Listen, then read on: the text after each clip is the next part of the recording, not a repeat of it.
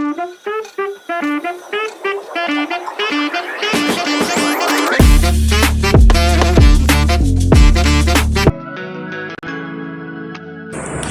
guys, 6 o'clock dumating na kami dito sa Calamba and we're bound to Louisiana.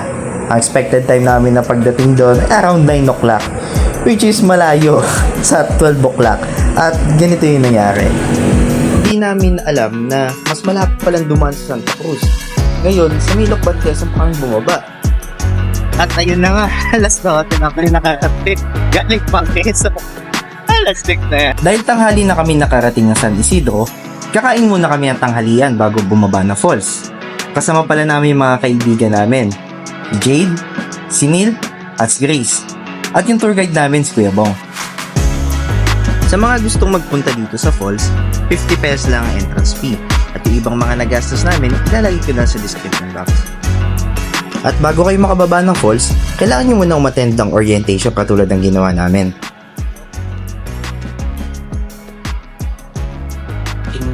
Ililibutin yung patungkol niya. Pero pagka, kasi May additional po pag lilibutin natin yung dalawa. wala po naman eh. Wala. Bahala na lang po kayo kung nasa inyo kung ano pong ano. Kasi ang minimum po namin ay 500. Ilang oras po para matapos mo ito? Ito 20 minutes share yan, kalmitan. Depende sa lakad natin eh. Kasi sa 20 ngayon, may ita panahon. Kailangan tayo natin. Kasi, baba, akyat tayo natin. Itong hindi na, tsaka tali po, halos magkarit lang yun. Mauna yung talay. Mauna yan. Ang distansya nitong hindi na talay dito sa Uligan, 30 minutes yan. Pagdating natin doon sa dalawang post ng hindi na talay. 30 minutes pababa, 80 degree. Ito tayo re-recta ulan ng Hulugan, 20 minutes lang natin pababa, 80 degree. May mga hawakan ng po yun. Prosip ang hawakan, may baitang, may mga hawakang kawayan.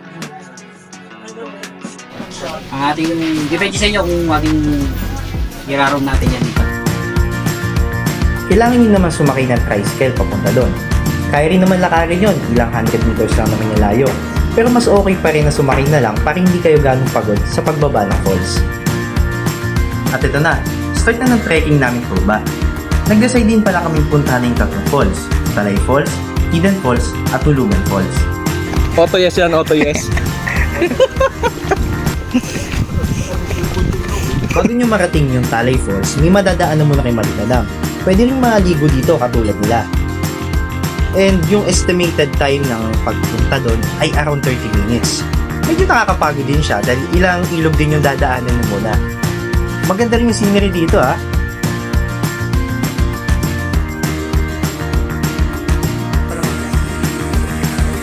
Ay, ano ba yun? Madulas yata. Dali, ikaw nga mauna. Dito nga. Baka madulas ako eh. Medyo mabilis yung lakad namin, kaya narating namin agad yung Talay Falls ng mga 20 minutes lang. Oh. Kahit saan pala pwede.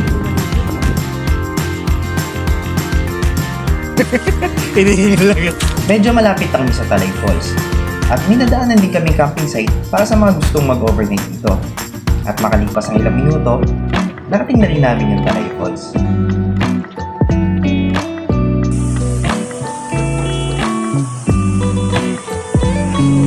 First time pa lang namin makakagala sa isang falls. Kaya naman talaga nag-enjoy kami sa view ng kapaligiran dito. Gusto na nga sana namin maligo eh. Kaso sabi ng tour guide namin, medyo malalim daw ito at 20 feet. Kaya naman, nag-decide na kami pumunta sa kasunod na falls and after 10 minutes ng trekking at lakaran, napuntahan na namin ang Hidden Falls.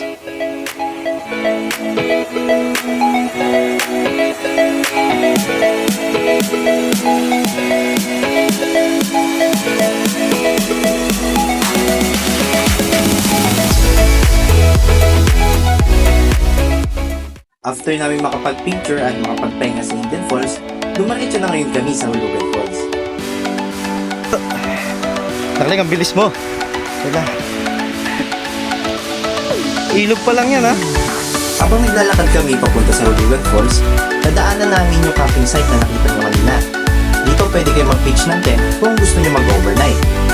At meron din sila mga buko dito kung gusto nyo makatikim ng fresh na inumin.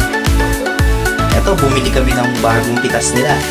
At nagpahinga na rin muna kami habang ibang babae nagpapapicture dun sa kabayo. At libre lang yun, ha? Basta, ay, maliligo naman.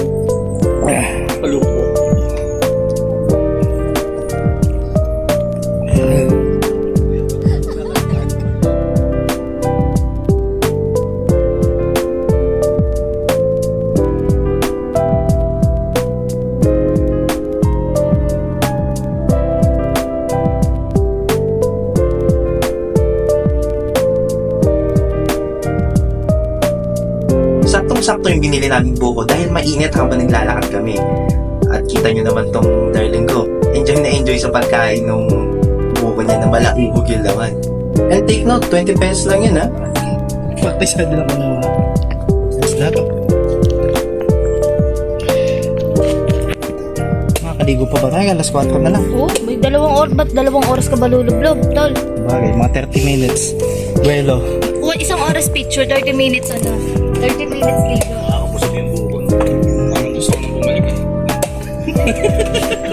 Dahil nakapagpahinga na kami, tumuloy na ulit kami sa pagbaba sa falls.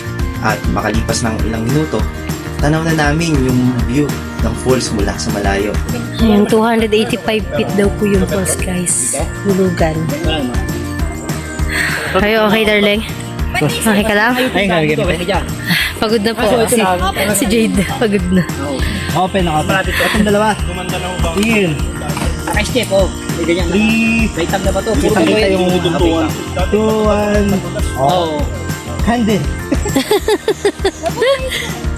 Yakapin mo naman. Okay na para sa'yo. Okay lang yan. Yay! Kinon! Eh, pag-kiss. Yay! Okay. Sama. 3. Napakaganda ng view dito sa taas, kaya naman sinulit na namin ang pagpipicture. At pagtapos nun, bumaba na kami papunta dun sa falls.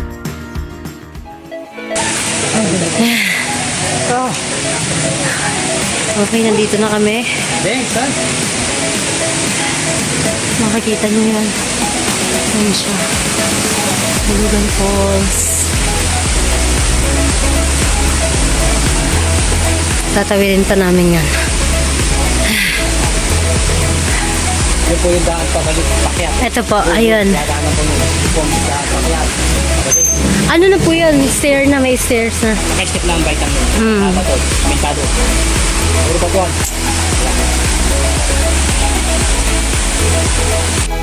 Pagkatapos namin bumaba dun sa pinagpicturean namin, ay tumawid naman kami ng ilog. Mag-ingat pala kayo dito, ha, gawang madulas yung mga bato. Buti na lang hands-on tong si Kuya Bong kaya tinuturuan niya kami kung saan kami dadaan. At sa wakas, narating na rin namin ang Hulugan Falls.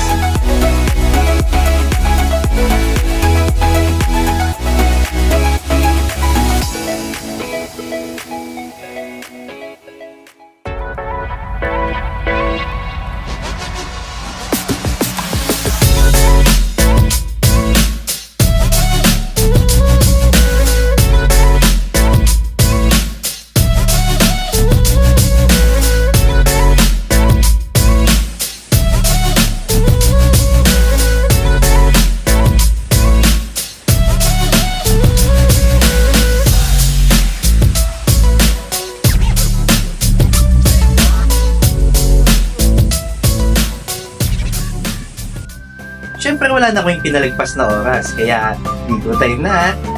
Buti na lang talaga may life vest dito. Makakapag-swim yung mga tulad namin hindi pa marunong maglangoy. Dito nga muntik pa ako malunod kasi yung life vest ko, tignan nyo, biglang umangat to. Maluwag pala yung higpitan.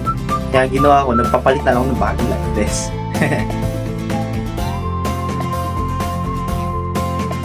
Sulit yung pagod namin sa mahabang lakaran at trekking. Malamig din yung tubig dito kaya talaga matatanggal yung pagod nyo. Dito nga kahit hindi kami marunong maglangoy, talagang nagpunta pa kami sa gilid ng falls para lang makita namin yung tubig kung paano bumabagsak eh. Eto, enjoy na kami sa paglalangoy. At mas na-enjoy namin kasi kasama namin yung mga kaibigan namin. Bago ko pala makalimutan, gusto kong pasalamatan si Kuya Bong, yung tour guide namin, dahil hindi niya kami pinabayaan sa buong gala. Siya din yung taga-picture at taga-video habang lumalangoy kami. Kaya naman talaga nagpapasalamat kami sa kanya.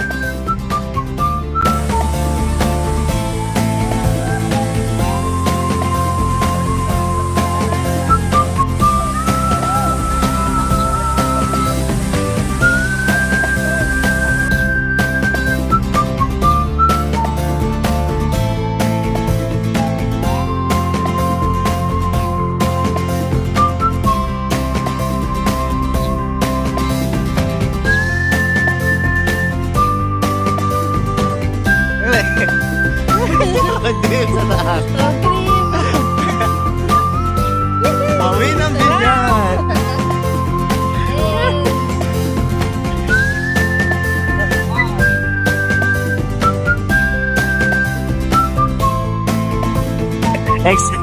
Dagdag experience. Dagdag experience din to, guys. Ano? First time to. Nasa ibabaw ko din ng jeep. Kakaibang experience yung makasakay ka sa ibabaw ng jeep habang papauwi ka galing sa isang gala. At ito yung kumumpleto ng commute adventure namin. Kaya sa mga gustong gumala dyan, hindi hadlang na wala kang sasakyan. Sa marunong ka lang magtanong, at alam mo kung saan ka papunta, makarating mo yun.